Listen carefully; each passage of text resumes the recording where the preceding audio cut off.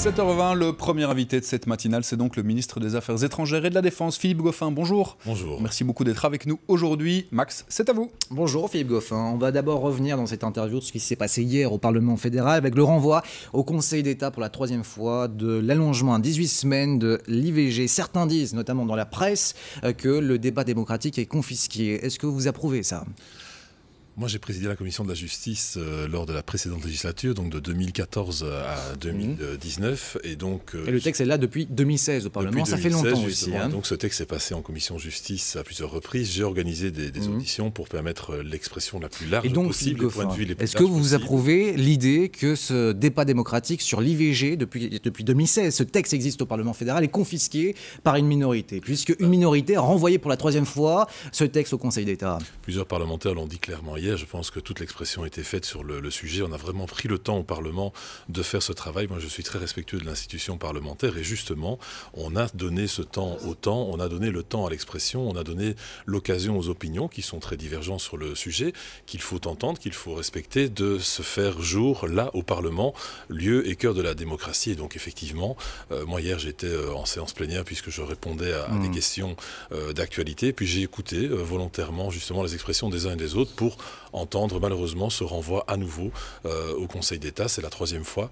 C'est vrai que le règlement le permet. C'est un retour de la politique politicienne. Vous avez présidé, avant de devenir ministre, la présidence de la commission justice au Parlement lors de la précédente législature. C'est un retour de la période de politique politicienne qu'on a connue juste avant la crise du coronavirus. Avec moi, la politique politicienne, c'est pas trop mon truc. Donc moi, oui, mais ce dossier, est-ce que vous pensez que c'est un retour à la politique politicienne? Sur ce dossier-là, je pense que l'expression s'est vraiment largement faite au Parlement.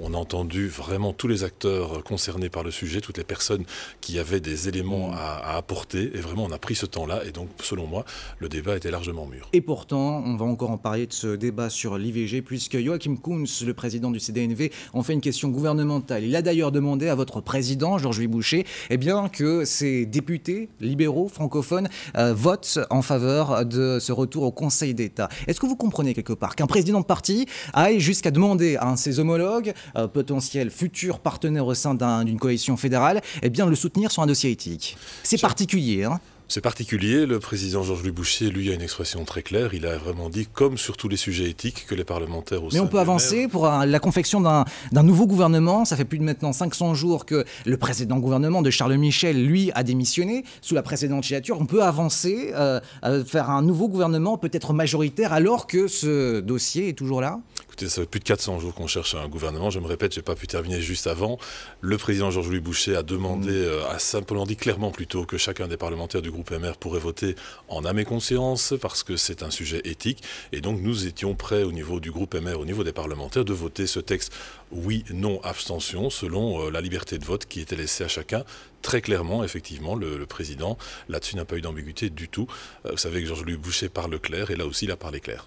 Personnellement, vous aurez voté pour l'allongement de l'IVG à 18 semaines? Oui. On va parler aussi d'un autre dossier. Hier, la Première ministre l'a dit dans la presse, son gouvernement travaille pour un plan de relance pour préparer la coalition d'un futur gouvernement. Un plan de relance, ça se prépare avec un gouvernement minoritaire? Je crois que tout le monde doit travailler positivement. On attend un gouvernement, il est temps. Les Belges sont lassés de cette attente et nous espérons vraiment que très rapidement, enfin, un gouvernement va pouvoir se former. Alors évidemment, on travaille à un plan de relance. Le mieux, c'est que ce plan de relance soit évidemment porté par une majorité. Il n'empêche que le temps qui nous est donné dans l'attente de ce gouvernement doit aussi être utile, doit aussi être rentabilisé. Et donc, il est tout à fait normal que le gouvernement se penche maintenant sur les différentes pistes possibles, sur les différents effets de telle ou telle mesure ou orientation. Puisque hier, Sophie Wilmès a annoncé des consultations. Quand vont débuter ces consultations? Existe-t-il déjà les grandes lignes, ce plan de relance? La Première ministre, hier, a balisé clairement son travail et le travail du gouvernement. À partir de la semaine prochaine, on va recevoir les académiques, le monde socio-économique, pour faire en sorte d'entendre les différentes voies possibles pour ce plan de relance. Il n'y a pas une voie unique, évidemment. Il y a de la cohérence, de la cohésion à trouver. Alors, on n'est pas tout seul dans son coin à imaginer un plan de relance. Je pense que c'est un plan qui doit être partagé, qui doit être réfléchi ensemble, parce que c'est l'ensemble de la société belge qui va devoir vivre ce plan de relance et le porter. Mais ce n'est pas au président de parti à négocier ce plan de relance, c'est à une première ministre à le faire, alors qu'elle est déjà en exercice avec un gouvernement minoritaire. Je pense que plus on sera à travailler, mieux ce sera. Et donc, plus il y a d'idées, mieux c'est. Chacun chacun dans son rôle, la Première ministre dans son rôle de Première ministre, mais également les présidents de parti le font. Je ne doute pas en tout cas qu'ils le font. Ce plan de relance, ça peut vraiment être un programme gouvernemental. Forcément, ce sera un gouvernement qui va devoir travailler à la relance. On se rend bien compte qu'après ce qui vient de passer, l'essentiel de notre énergie sera consacré à ce plan de relance. Qu'on en parle, qu'on en discute. On dit souvent qu'on prend des décisions un peu à la va-vite. J'entends souvent ce reproche-là. Et bien ici, qu'on travaille dès maintenant sur une réflexion sur un plan de relance, en balisant les effets de ce plan de relance, en imaginant les conséquences économiques de tel ou tel choix. Je pense que c'est plutôt une bonne méthode. Et Sophie Wilmès va consulter dès la semaine prochaine politique et acteurs académiques justement pour préparer ce plan de relance. On va parler aussi maintenant d'une potentielle deuxième vague en octobre ou en septembre du coronavirus. Peut-on avancer sur un plan pour faire face à une deuxième vague du virus sans les pouvoirs spéciaux, puisque votre gouvernement, le gouvernement de Sophie Wilmès, a perdu les pouvoirs spéciaux cette semaine? Donc les pouvoirs spéciaux étaient là justement pour compenser la capacité de finalement faire porter des textes par une majorité cohérente au sein du Parlement. Donc les pouvoirs spéciaux ont permis ça avec le soutien du groupe des 10, vous le savez, mais néanmoins la nécessité de repasser ces textes devant le Parlement en déant l'année. La situation qui est la nôtre n'est pas une situation qui doit s'installer dans la durée, fait 400 jours.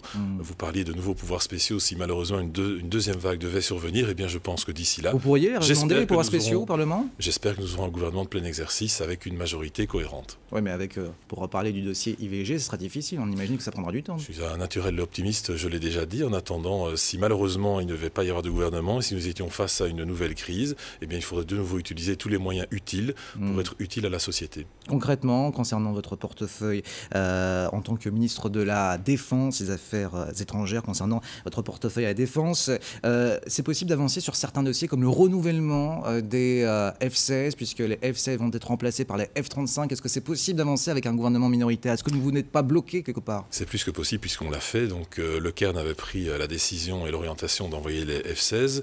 Oui, mais ça doit encore être acté par un prochain gouvernement. Non.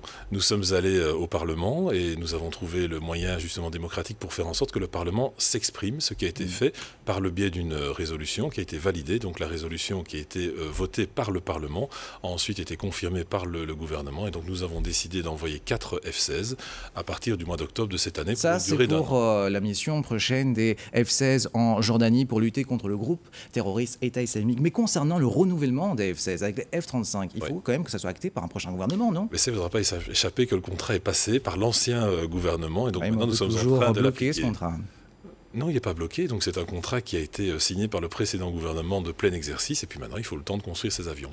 Justement, concernant toujours l'armée, le général Copernol, lui, s'en va. Est-ce que vous pouvez le remplacer alors que vous êtes minoritaire au Parlement? Voilà encore un exemple où là, le gouvernement a la pleine capacité pour prendre la décision comme si on était en plein exercice, puisque la loi ne permettait pas de désigner un tchot, comme on dit, donc un chef de l'armée, de manière intérimaire. Donc ici, on a fait un choix pour 4 ans, mais j'ai tenu, parce que je l'ai dit tout à l'heure, je suis très attaché à l'institution parlementaire. Juste après la décision du Conseil des ministres, je me suis présenté devant la Commission de la Défense au Parlement pour expliquer les raisons du choix et pour annoncer le nom du nouveau tchot. Mais justement, avec ce qui s'est passé hier au Parlement, vous ne craignez pas justement qu'il n'y ait plus de difficultés pour trouver une majorité parlementaire pour soutenir les textes d'un gouvernement minoritaire? J'ai un peu l'image qu'on n'a pas une majorité cohérente d'un chemin qui n'est malheureusement plus tout à fait droit et on prend des chemins de traverse pour essayer d'atteindre un objectif. Malheureusement, ce chemin n'est pas toujours cohérent. D'où l'intérêt d'avoir une vraie majorité, d'avoir un vrai projet, d'avoir une ligne claire pour permettre d'avancer et de faire en sorte que le projet gouvernemental soutenu par une majorité soit aussi compris et soutenu par une population. On va parler maintenant d'un autre sujet, c'est le premier week-end des vacances qui aura lieu donc ce week-end, concernant justement la possibilité pour les Belges de profiter des vacances à l'étranger hors des frontières de l'Europe. Qu'est-ce que vous conseillez à suivre comme conseil sanitaire, justement, comme mesure sanitaire? On voit que Marc Van Raas, virologue très connu durant la crise du coronavirus, lui conseille aux Belges de porter un masque. Est-ce que vous conseillez aussi aux Belges de porter un masque? On conseille la prudence et vous savez que le masque est obligatoire chez nous dans certaines circonstances, par exemple les transports en commun. On a aussi dit qu'en permanence, la situation pouvait être réévaluée, notamment par rapport à une obligation éventuelle de devoir porter le masque, notamment dans les magasins. Pour le moment, ce n'est pas le cas.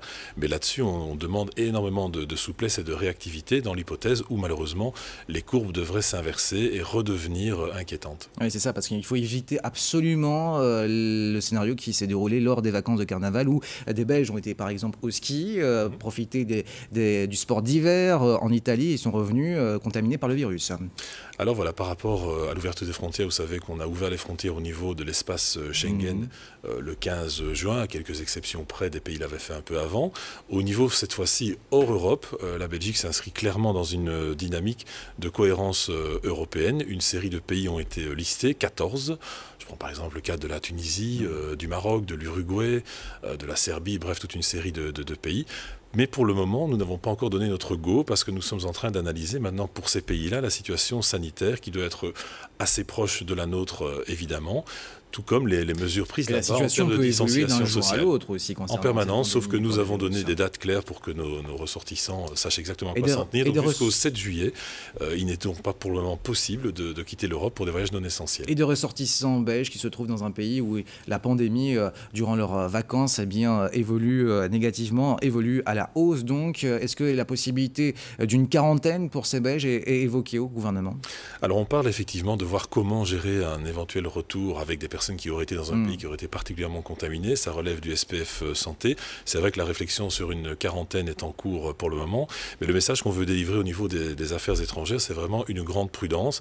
Je sais que beaucoup de personnes aspirent à passer des vacances, surtout après cette période très difficile. Si la Belgique est un beau pays, je comprends aussi qu'on souhaite voyager un peu à l'étranger pour se ressourcer. Il faut être vraiment prudent par rapport à cela. Donc vraiment systématiquement consulter le site des affaires étrangères pour voir si on peut voyager, dans quelles conditions et les pays vers lesquels c'est possible. Je vous rappelle que dans certains pays même hors Europe, des quarantaines pourraient aussi être imposées.